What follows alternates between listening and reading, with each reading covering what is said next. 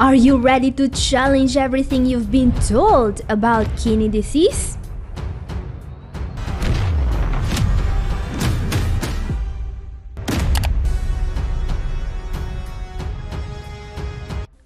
Catherine here, I'm a doctor in natural medicine, and for over a decade, I've been helping CKD patients do what many doctors claim is impossible: get their kidney function back. And today, I'm here to expose the truth. There are 4 huge lies that some doctors are still telling their patients. Lies that could block any chance of improvement. Let's see what they are now, starting with what is probably the most consequential lie of them all. Lie number 4, there is nothing you can do to improve. Wait, what? What? This one cuts deep. How many of you have heard your doctor say it? That CKD only moves in one direction, downhill, and all treatment does is slow it down. No hope, no way out. But let me tell you, right now, that is a lie. Because here's the truth. I've witnessed it with my own eyes. Improvement is possible in all the stages.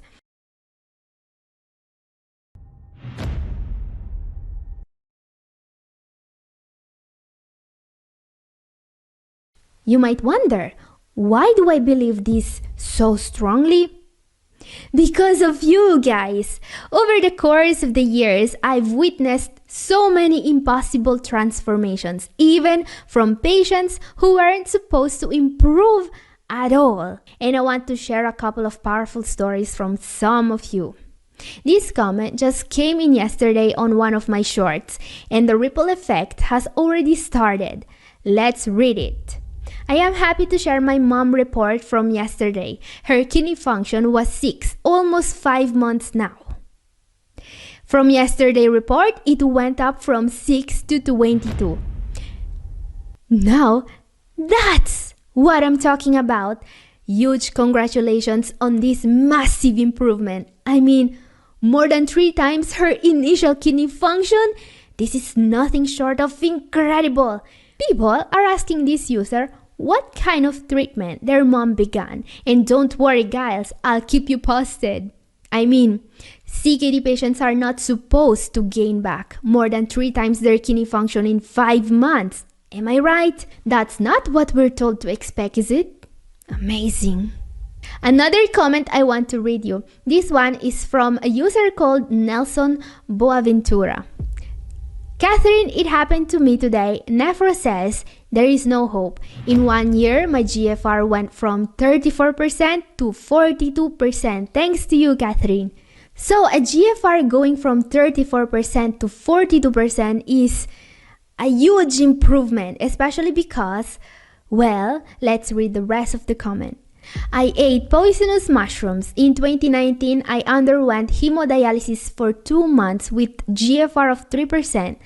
Now after 5 years is 42%. So, he suffered from acute kidney injury caused by poisonous mushrooms, and he had to do dialysis with almost no residual kidney function. But as soon as he was able to start taking care of himself again, he was able to bring his own kidney function back to 42%. Incredible! From dialysis to 42% kidney function. Let's see what he is doing. NAC, spirulina, probiotic, fiber, berberine, omega-3s, and CBD, melatonin with GABA. Okay. So my follower here, Nelson Boaventura, not just got out of dialysis, not just was able to recover from a very serious case of acute kidney injury, he also documented his whole journey and he shared with us the remedies he is using. He is taking NAC, one of the most powerful antioxidants on earth. I really believe this helped him.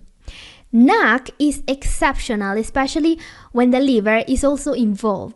And also, spirulina, a superfood with amazing nutrient profile, especially good for those suffering from anemia as well.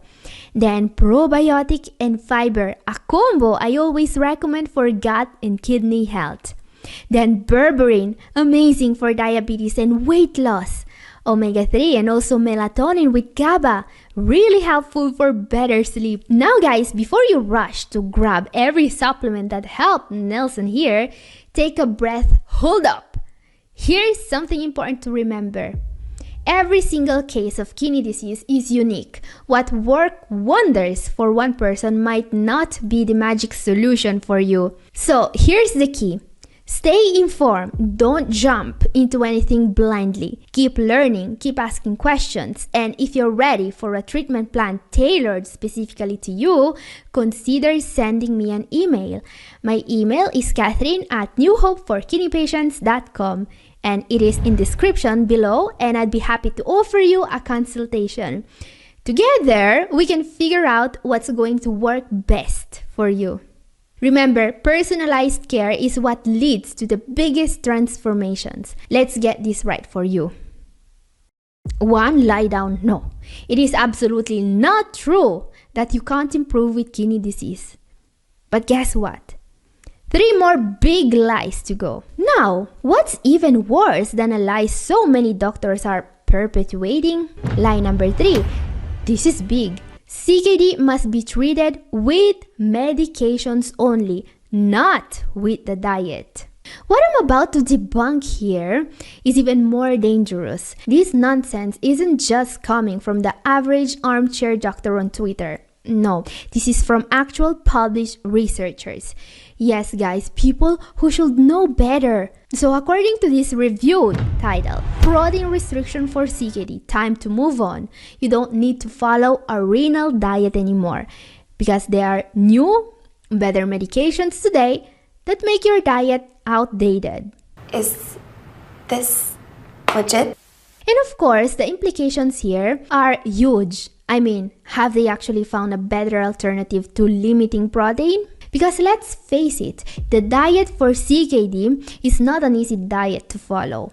A CKD patient is supposed to eat very limited amount of protein each and every day, which basically means accurately measuring your portions at each meal.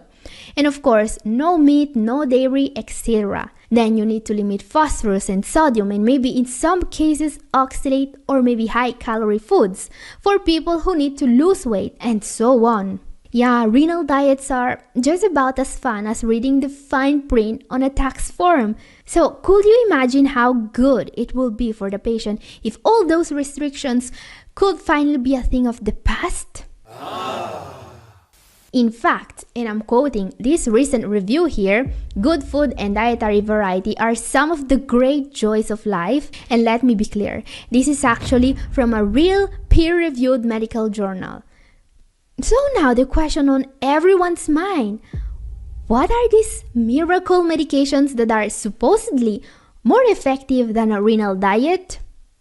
Well, according to this review, the medications that are supposed to save you from kidney failure are renin-angiotensin system blockade and sodium glucose cotransporter 2 inhibitors. So basically your losartan and your Forxiga. So yeah, wait a minute before you throw away all the fruit from your pantry, because at this point you may ask, but doc, I got started on those and all I got was a UTI. Why do they think these medications are the greatest thing since sliced bread? Great question. Why do these researchers think these meds are the new saviors for CKD patients? I'd love to ask them that, but I'm guessing their answers will be wrapped in some pharma company logo. Because as we can see, the whole review was based on the fact that, and I quote, the data supporting a LPD were largely collected before widespread adoption of sartans and Forxiga. Okay, let's see if I'm getting this straight. According to these researchers, every time a new medication hits the market, we apparently have to redo all the previous studies about that disease. Like the last 50 years of research are just, I don't know, A fun suggestion. Imagine this conversation in a hospital.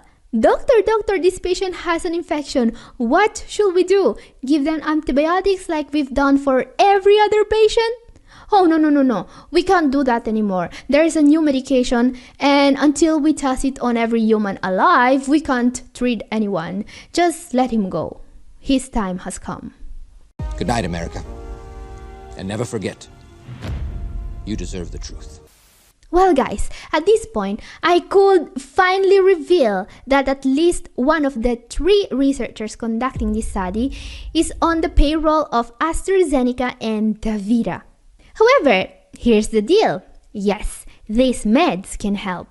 Some people at least. In fact, if you've got proteinuria and you're still in the early stages, ACE inhibitors, ARBs, and SGLT2 inhibitors can actually help slow down the progression of kidney disease. That's great news, right? But here's the catch. These meds go from lifesavers in stage 3 to life wreckers in stage 4. So if you're on Farxiga or an ACE inhibitor and you think you're in the clear, make sure your nephrologist is watching your kidney function like a hawk. Especially Farxiga, that stuff is not safe in the later stages of kidney disease. But do you know what actually works in stage 4 of kidney disease? Yeah, the renal diet.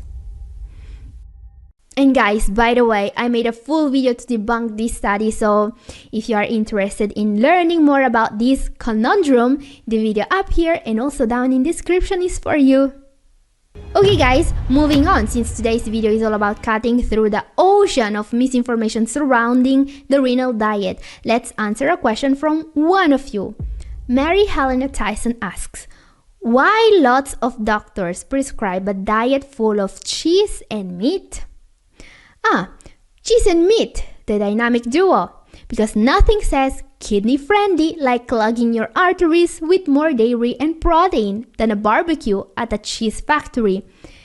And yet, lately, I'm seeing many doctors have been recommending cheese, and this worries me. No, it's not just this one comment.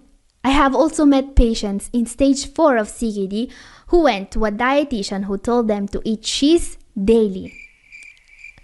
I mean, what's next? Prescription nacho cheese injections for dialysis patients?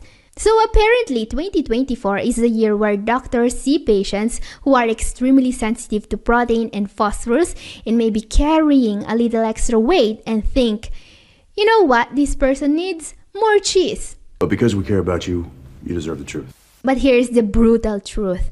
Cheese comes with not 1, not 2, but 3 major problems for kidney patients.